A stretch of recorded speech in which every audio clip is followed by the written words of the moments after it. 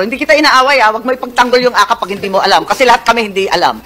May bilin dito sa text, all soft projects, including AKAP, must go through the office of the Speaker. AKAP, AIX, TUPAD, MAIP for the PI and other efforts. Nagulat talaga kami ngayon na may ganyan pala. Ikaw nga, nagulat ka eh. Sa inyong departamento yan. Yes, Yusek Di Mapuro, I understand that it's under the DSWD budget. If you recall, in the Senate, I handle the DSWD budget, but like the COMELEC's mysterious addition of 12 billion, this 26.7 billion in the budget of the DSWD is alien to me.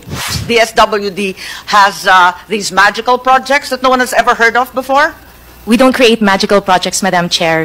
Din ako sa AKAP at mas lalo akong nagulat sa halaga. 26.7 billion. Isang programa na ngayon ko lang natuklasan at ngayon lang narinig, pero may bilin dito sa text, all soft projects including AKAP must go through the office of the Speaker. AKAP, AIX, TUPAD, MAIP for the PI and other efforts. Yes, Senator JB, Ako rin please. medyo naging curious sa AKAP, ngayon ko lang narinig eh. No?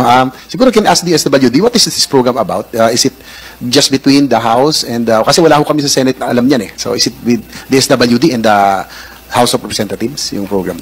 Thank you, Madam Chair. Madam Chair, AKAP is just as foreign to us, technically, as Senator Bato, as it is provided Yes, in Yusek line Di Mapuro, item. I understand that it's under the DSWD budget. If you recall, in the Senate, I handle the DSWD budget, but like the COMELEC's mysterious addition of 12